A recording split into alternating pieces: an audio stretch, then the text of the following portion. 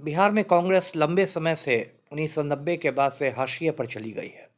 तो इस बार राहुल गांधी ने मन बना लिया है कि बिहार में कांग्रेस में एक नई जान फूंकने की तैयारी है। तो इसमें राहुल गांधी ने 3 बड़े काम पिछले कुछ महीनों में किए हैं। है कि डॉक्टर कन्हैया कुमार को ज़मीन पर उतारा है कांग्रेस की ज़मीन तैयार करने के लिए।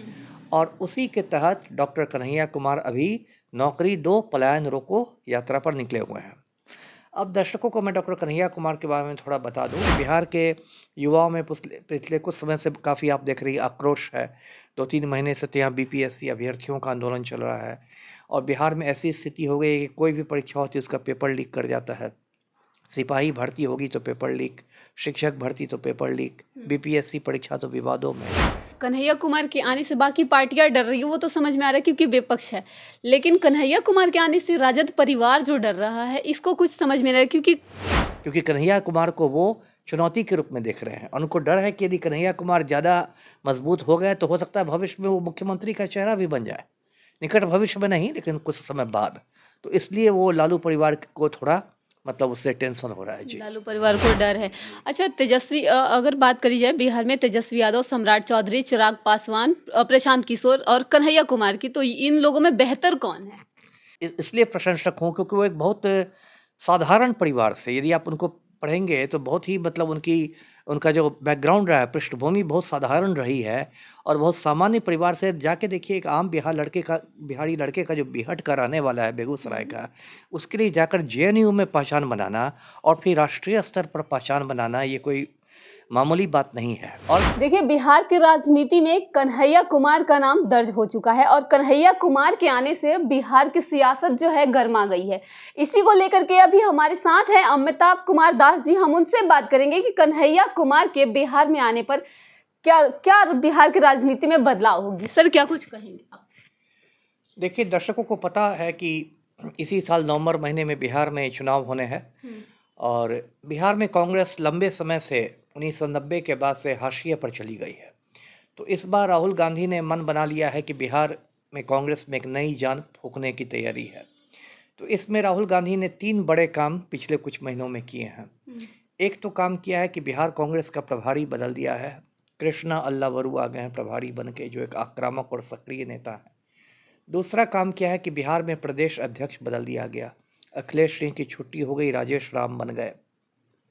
और तीसरा काम किया है कि डॉक्टर कन्हैया कुमार को ज़मीन पर उतारा है कांग्रेस की ज़मीन तैयार करने के लिए। और उसी के तहत डॉक्टर कन्हैया कुमार अभी नौकरी दो पलायन रोको यात्रा पर निकले हुए हैं। अब दर्शकों को मैं डॉक्टर कन्हैया कुमार के बारे में थोड़ा बता दूं। ये रहने वाले हैं बेगूसराय के बिहट के हैं और ये एक राजनीतिक परिवार से आते हैं। इनके चाचा जो थे रामचरित्र सिंह, वो बिहार में मिनिस्टर हुआ करते थे। और बहुत लोगों को नहीं मालूम है कि पटना में जो बोरिंग कनाल रोड है उसका सरकारी नाम है रामचरित्र सिंह पथ। कन्हैया कुमार के चाचा के नाम पर है, जो बहुत लोग नहीं जानते हैं। और कन्हैया कुमार जेएनयू गए थे, दिल्ली में जो है जवाहरलाल नेहरू विश्वविद्यालय, और वहाँ वे छात्र संघ के अध्यक्ष चुने गए थे।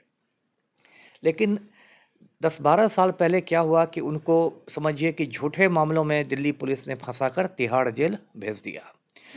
और उसी के बाद उनकी एक राष्ट्रीय स्तर पर पहचान बन गई। जब वो जेल से बाहर आए तो एक हीरो बन चुके थे और उन्होंने उस पर एक किताब भी लिखी है, फ्रॉम बिहार टू तिहाड़, मतलब बिहार से तिहाड़ तक। वो किताब मैंने पढ़ी भी है, सबको पढ़नी चाहिए, अच्छी किताब है।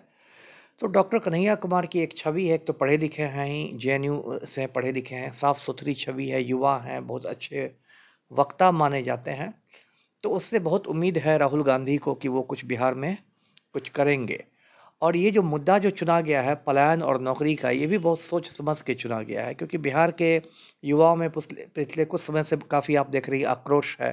2-3 महीने से तो यहाँ बीपीएससी अभ्यर्थियों का आंदोलन चल रहा है और बिहार में ऐसी स्थिति हो गई है कि कोई भी परीक्षा होती है उसका पेपर लीक कर जाता है। सिपाही भर्ती होगी तो पेपर लीक, शिक्षक भर्ती तो पेपर लीक, बीपीएससी परीक्षा तो विवादों में। तो राहुल गांधी खुद भी गर्दनी बाग आए थे कुछ वक्त पहले और उन्होंने बच्चों से बातचीत की थी। तो कांग्रेस को ऐसा लग रहा है कि यदि युवाओं से जुड़े ये मुद्दे हैं, नौकरी और पलायन का मुद्दा, तो यदि इसको उठाया जाए तो एक बड़ा वर्ग कांग्रेस की ओर झुक सकता है, उसका झुकाव हो सकता है। और यही सोचकर राहुल गांधी ने कांग्रेस को ये कन्हैया कुमार को ये जिम्मेदारी दी है और उनको अच्छा रिस्पॉन्स भी मिल रहा है। भीड़ भी आ रही है कन्हैया कुमार की यात्रा में तो देखिए आगे आगे क्या होता है। अच्छा सर, कांग्रेस ने सिर्फ कन्हैया कुमार को ये जो पलायन रोको यात्रा चला रहे हैं, रोजगार दो यात्रा, सिर्फ इसलिए चला रहे हैं कि बिहार की जनता जो है उनको सपोर्ट करे, कांग्रेस के झुकाव में आए, या फिर वाकई में जो पलायन का मुद्दा है वो बिहार में रुकेगा? नहीं, रुकना चाहिए। देखिए, अब जनता बहुत ऊब गई है कि लगातार जो सिर्फ़ जाति और धर्म की राजनीति हो रही है, पूरे देश में कहिए मंदिर, मस्जिद ये वो, हुँ, और क्या हो गया है कि जो एकदम आम लोगों से जुड़े जो मामले हैं, जैसे पलायन हो गया, रोज़गार हो गया, शिक्षा हो गया, ये सब बिल्कुल हाशिए पर भेज दिए गए हैं। तो अब ये समय आ गया है कि इन मुद्दों को केंद्र में लाया जाए। देखिए, आप प्रशांत किशोर के भी भाषण सुनिएगा, जन स्वराज पार्टी के भी, तो उसमें भी बार-बार पलायन पलायन की बात की कही। मुद्दा उठाया जाता है। वो तो कुछ ज़्यादा ही बोल देते हैं कि अगले छठ में जो लोग ट्रेन से आएँगे उनको फिर जाना नहीं पड़ेगा। ये इतना आसान नहीं है, क्योंकि बहुत सारी सामाजिक आर्थिक समस्याएँ हैं बिहार में, और बिहार में 2 तरह का पलायन होता है। हुँ, एक शिक्षित लोगों का, जो विद्यार्थी वर्ग पलायन करता है हुँ, शिक्षा की तलाश में, ये सब की तलाश में, और दूसरा पलायन होता है जो मज़दूर वर्ग का पलायन होता है। जो मज़दूर वर्ग जो ज़्यादा पढ़े लिखे नहीं हैं, लेकिन वो अब पंजाब में खेती करने जाएँगे, हावड़ा में कुली बनने जाएँगे, दिल्ली में रिक्शा चलाने जाएँगे। तो वो दोनों वर्गों का पलायन रोकना मतलब उद्देश्य होना चाहिए, और ये खुशी की बात है कि ये जो पलायन और रोज़गार का मुद्दा है, ये विमर्श के केंद्र में आ रहा है। जी, अच्छा, कन्हैया कुमार जो हैं, कहा जाता है कि राहुल गांधी के काफ़ी करीबी में से आते बिल्कुल। हैं। और जो कन्हैया कुमार के बल पे क्या लगता है कि बिहार में कांग्रेस जो है अलग से चुनाव लड़ेगी आरजेडी को छोड़ करके? देखिए, ये आपने सही कहा कि कन्हैया कुमार राहुल गांधी के करीबी हैं। देखिए, पहले कन्हैया कुमार भारतीय कम्युनिस्ट पार्टी में हुआ हुँ, हुआ करते थे। जेएनयू का चुनाव भी उन्होंने एआईएसएफ के टिकट पर जीता था, जो भारतीय कम्युनिस्ट पार्टी का छात्र संघ है। लेकिन बाद में वो सीपीआई छोड़ के कांग्रेस में आ गए, और राहुल गांधी से इसलिए नज़दीकियाँ समझिए कि अभी जो 1-2 साल पहले राहुल गांधी की भारत जोड़ो यात्रा हुई थी, उसमें कन्याकुमारी से लेकर कश्मीर तक हुँ, लगातार कन्हैया कुमार उनके पदयात्रा की। साथ रहे, मतलब बिल्कुल पूरी यात्रा में। और इतनी बड़ी ज़िम्मेदारी मिली है उससे भी। लेकिन ये जो आपका सवाल है कि क्या कांग्रेस अलग चुनाव लड़ेगी, इसकी संभावना मुझे कम दिखती है। क्योंकि अभी कांग्रेस इतनी मज़बूत बिहार में नहीं हुई है कि वो अलग होके चुनाव लड़े। यदि कांग्रेस अलग होके चुनाव लड़ती है तो दिल्ली वाली हालत हो जाएगी। दिल्ली राज्य के चुनाव जो हुए कि आम आदमी पार्टी ने अलग से चुनाव लड़ा, कांग्रेस अलग से चुनाव लड़ी और भाजपा को फ़ायदा हो गया। तो कांग्रेस अलग से चुनाव लड़ने की स्थिति में नहीं है, कांग्रेस महागठबंधन का हिस्सा बनी रहेगी। हाँ, ये ज़रूर होगा कि कांग्रेस की यदि ताकत बढ़ेगी, तो वो एक सम्मानजनक सीटें उसको मिलेगी। जब सीटों का बँटवारा होगा, तो पिछले कुछ समय से जो एक माहौल बन गया था कि कांग्रेस जो है वो राजद की पिछलग्गू बन गई है, और एक तरह से लगता था कि लालू ही कांग्रेस को कुछ बची-खुची सीट दे देते हैं, हारने वाली सीटें दे देते हैं। तो वो स्थिति इस बार बनती नहीं दिखाई दे रही है। इस बार जब सीटों का बँटवारा होगा 243 सीटों का महागठबंधन में, तो उसमें कांग्रेस को अच्छी खासी सीटें मिलेंगी। जी। अच्छा, सुनने में ये भी आ रहा है कि कन्हैया कुमार से काफ़ी लोग डर रहे हैं, लेकिन वो है कौन जो कन्हैया कुमार से डर रहे हैं? वो लोग कौन हैं? कन्हैया कुमार से सभी पार्टियों को टेंशन है। सभी पार्टियों को? सभी सभी को कमोबेश। अब देखिए, तेजस्वी की बात पहले करें।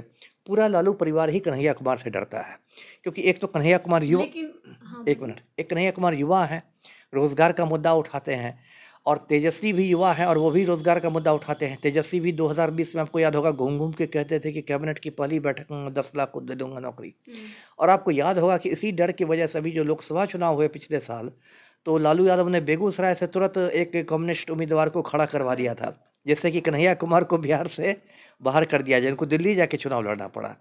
तो वो तो लालू परिवार की असुरक्षा है। हुँ, भाजपा इसलिए डरती है क्योंकि कन्हैया कुमार जिस बिरादरी से आते हैं, भूमिहार बिरादरी से, वो भूमिहार वोट बैंक बिहार में मतलब एक तरह से भाजपा का वोट बैंक माना जाता रहा है।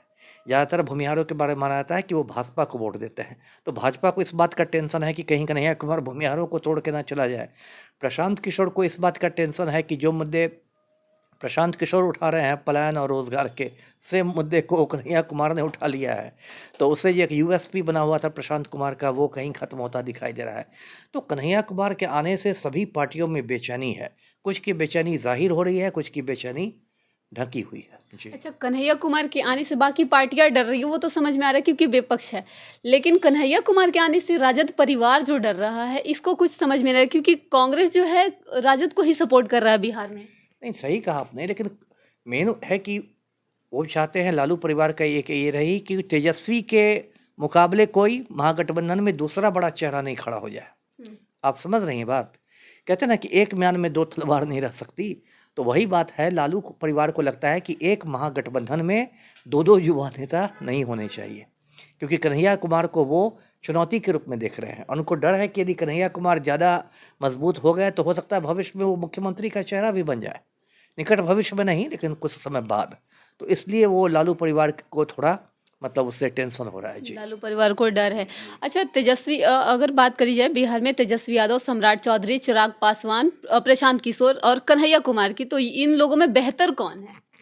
अब व्यक्तिगत रूप से मुझसे पूछिएगा तो मैं तो डॉक्टर कन्हैया कुमार का फ़ैन हूँ, प्रशंसक हूँ। मैंने कहा कि वो किताब मैंने पढ़ी है फ्रॉम बिहार टू तिहाड़। इसलिए प्रशंसक हूँ क्योंकि वो एक बहुत साधारण परिवार से, यदि आप उनको पढ़ेंगे तो बहुत ही मतलब उनका जो बैकग्राउंड रहा है, पृष्ठभूमि बहुत साधारण रही है और बहुत सामान्य परिवार से। जाके देखिए एक आम बिहारी लड़के का जो बिहट का रहने वाला है बेगूसराय का, उसके लिए जाकर जेएनयू में पहचान बनाना और फिर राष्ट्रीय स्तर पर पहचान बनाना, ये कोई मामूली बात नहीं है। और मैं कन्हैया कुमार को एक बिहार में देखिए ज़्यादातर जो नेता हैं वो ये जात-पात, धर्म ये सब की राजनीति में उलझे रहेंगे। कोई माई समीकरण बना रहा है, कोई लवकुश समीकरण, कोई मंदिर मस्जिद ये सब, कोई सन ऑफ मल्लाह बने हुए हैं, कोई सन ऑफ पासवान बने हुए हैं, किसी का लवकुश समीकरण है। कन्हैया कुमार कभी कम से कम लगता है कि उन्होंने इस तरह की जात-पात वाली राजनीति नहीं की है। तो इन सब का नाम जो आपने लिया उसमें मैं डॉक्टर कन्हैया कुमार को बेहतर मानता हूँ। जी। तो देखा आपने, अभी हमारे साथ थे अमिताभ कुमार दास जी। क्या कुछ कहा बिहार की राजनीति को लेकर के, बाकी आप अपनी प्रतिक्रिया हमें कमेंट बॉक्स में ज़रूर बताएं।